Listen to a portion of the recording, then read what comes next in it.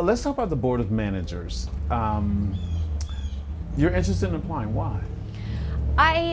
I'm mostly interested in making sure that Marath and the TEA know that there are just interested people in the community, that we want to stand up and present that Fort Worth is a community of people who want to advocate for its children and just really be there to be a part of the process. Do you have any personal connection to Fort Worth ISD at all? I have 2 children in the district, yes, Okay. one in middle school and one in elementary school.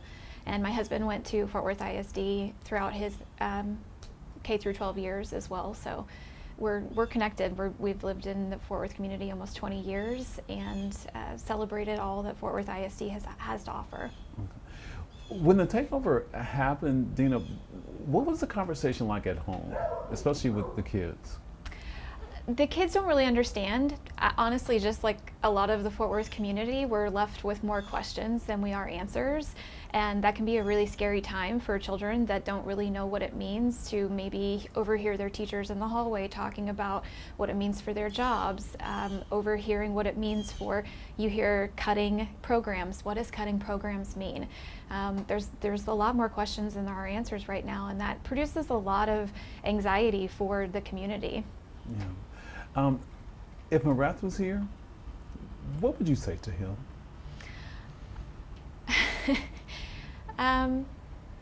I would be, because honestly he's really just sent through letters. There hasn't been much actual representation that I've seen in the community. It's all come from Austin. So first I'd just be struck to be in the personal presence of the person making these decisions.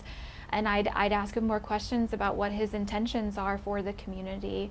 I've heard good things, but honestly, it's a little scary to be in the middle of all of this, knowing that Houston hasn't been going as well as they would like, hearing the stories that have come from that community, and really just trying to answer the questions. We hear that he's dedicated to success and positive outcomes, but again, we haven't really gotten much direction in terms of what does that look like, how are they going to be different from what they've been doing in Houston, what have they learned from Houston, which is honestly what I'd really be interested in. I'd really be interested in what do they think they're going to do differently. If the role of the Board of Managers is to really come in and be change management, what are they going to change from what they did in Houston? How are they focused on improving their own processes so that our outcomes can be immediately better rather than the time it's taken from the Houston process? What would you say to teachers, Dena, that are, committed to their job? They don't get paid a lot to begin with. But what would you say to them about their dedication and encouraging them not to jump ship, because the kids need them? They do need them, and I think it's been really hard through the pandemic to keep asking them to hold on. Every news story is they're cutting funding, we're being taken over, they're cutting programs, they're not dipping into the rainy day fund, they're not increasing. It's just, I feel like they keep hearing the stories, and if I were a teacher, my patience would be really low. I'd have really a lack of faith in this system, in this process, and I think it's exhausting to keep hearing, hold on, hang on, just keep waiting. So I'd really just try and sit down and listen to them, and I think that's where more parents have to get active at their local school level, because maybe you never even go into the school to see the teacher and look them in the eye and say thank you.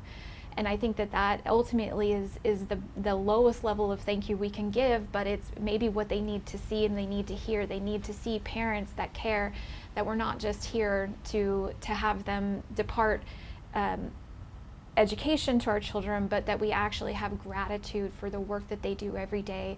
I think sometimes just showing up and saying thank you goes a long way, and I don't know that in every classroom in Fort Worth that can happen. And so that I hope that this helps that start to happen. Yeah, this takeover kind of put, well, not kind of, it did put Fort Worth in the spotlight around the country. Yes.